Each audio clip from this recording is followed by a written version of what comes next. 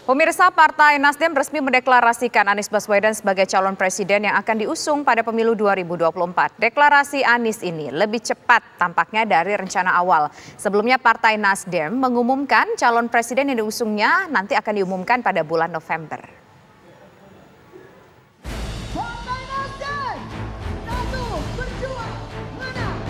Partai Nasdem resmi mendeklarasikan Anies Baswedan sebagai calon presiden yang akan mereka usung pada pemilu 2024. Ketua Umum Partai Nasdem Surya Paloh mengungkap alasan partainya mengusung Anies karena Gubernur DKI Jakarta itu dinilai sebagai sosok terbaik. Dari manapun itu, dari partai manapun itu, kelompok manapun itu, yang mempunyai niat yang baik untuk mendharma baktikan kehadiran dirinya memimpin negeri ini. Dan Nasdem mempunyai keyakinan semua itu adalah anak-anak bangsa yang baik, pilihan-pilihan yang baik. Maka yang ingin dicari Nasdem adalah yang terbaik daripada yang baik-baik.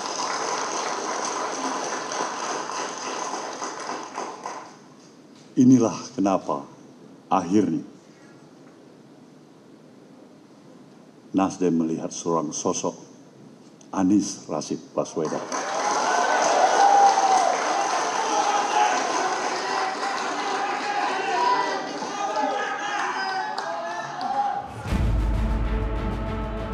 Dideklarasikannya Anies Baswedan sebagai calon presiden oleh Partai Nasdem ini lebih cepat dari rencana awal. Sebelumnya, Partai Nasdem akan mengumumkan calon presiden yang diusungnya di bulan November. Surya Paloh mengatakan percepatan deklarasi tidak terkait dengan isu adanya upaya menaikkan status hukum Anies Baswedan dalam perkara perhelatan Formula E ke tahap penyidikan. Ada terkait dengan KPK nggak ini? Mana kita tahu? Karena yang setahu nggak ada kaitannya. Artinya sungguh-sungguh saya tidak ada melihat ada kaitannya antara Nasdem, pencalonan Bung Anies, kemudian KPK. Semua berjalan masing-masing.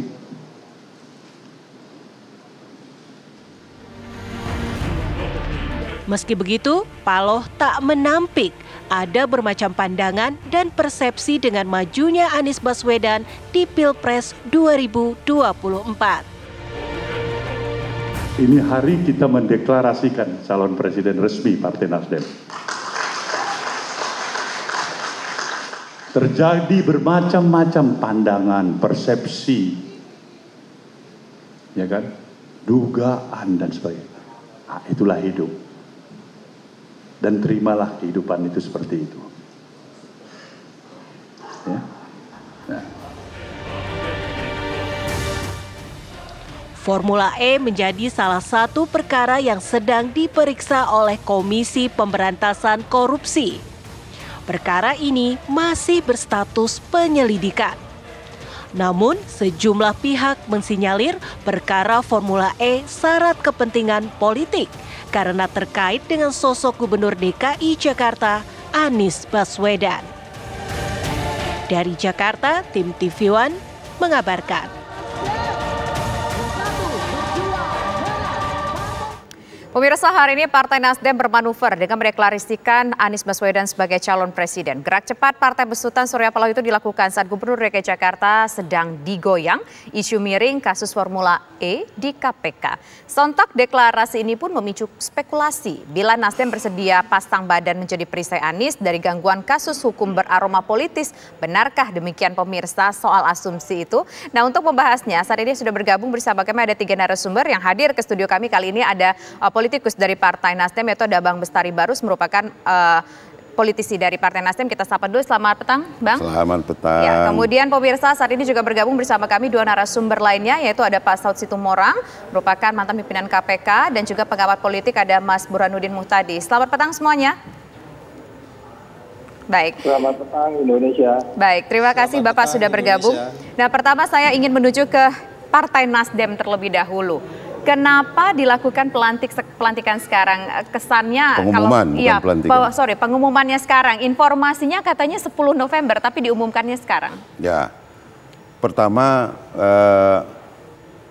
bahwa tadi pagi itu adalah sesuatu hal yang patut menjadi perhatian publik, bahwa Nasdem pada posisi hari ini telah menyampaikan kepada publik secara cepat siapa yang akan diusung oleh Partai Nasdem ke depan pada pemilu presiden ya di tahun 2024 nanti. Hadir pada kesempatan tersebut Pak Anies Baswedan yang dicalonkan, dan kalau ditanya kenapa gitu ya, menurut kami bahwa semua hari itu baik gitu loh. Dan belum ada satu keputusan daripada partai secara resmi bahwa akan diumumkan pada tanggal sekian dan tanggal sekian. Ya apabila ada pun itu adalah asumsi ataupun dari pribadi-pribadi saja yang berharap pada tanggal itu. Namun perlu kita sampaikan bahwa Nasdem tentu mendapat desakan lah dari, katakanlah desakan dari calon-calon partai, calon mitra koalisi kita ke depan untuk segera menetapkan satu nama ini siapa. Kan selama ini masih 3 nama saja nih. Jadi harapan kita ke depan, masyarakat per hari ini telah mendapatkan informasi sehingga Ketua Umum kami Bang Surya Paloh menyampaikan tadi supaya kita juga bisa cepat mendapatkan feedback dari masyarakat. Ada apa dengan apa saja yang boleh menjadi masukan terhadap calon yang kita launching pada hari ini. Nah, insya Allah juga dengan Nasdem telah memberikan dukungan yang official terhadap Bung Anies Baswedan, maka insya Allah pada tanggal 10 nanti bila tidak ada aral melintang, maka kita akan bersama-sama dengan kawan-kawan partai calon mitra koalisi untuk mengumumkan, bahkan bukan hanya calon presidennya gitu, tapi sudah pasangan. Kenapa demikian? Ini perlu cepat dilakukan pada hari ini karena apa? Undang-undang kita mengisyaratkan bahwa yang boleh mengusung ini kan parpol atau gabungan partai politik. Kan begitu tuh. Nah, bagi mungkin yang tidak perlu berkoalisi, maka lambat pun nggak ada masalah. Oke, kita tidak membahas yang tidak perlu berkoalisi. Kita bahas yang berkoalisi dulu ini. Kan ada beberapa nama sebelumnya yang berseliweran yang akan diusung menjadi calon presiden. Apa pertimbangannya saat ini akhirnya mengumumkan Pak Anies yang diusung? Ya tentu ini sudah melalui pendalaman yang dilakukan oleh Partai Nasdem terhadap kapasitas dan seluruh hal yang komprehensif terhadap dari yang 3 nama ini, dari yang baik-baik ini semua. Jadi bukan karena kemudian kita putuskan ini adalah Anies Baswedan, kemudian yang lainnya buruk, tidak. Semuanya baik, tapi dari semua yang baik itu harus dipilih satu.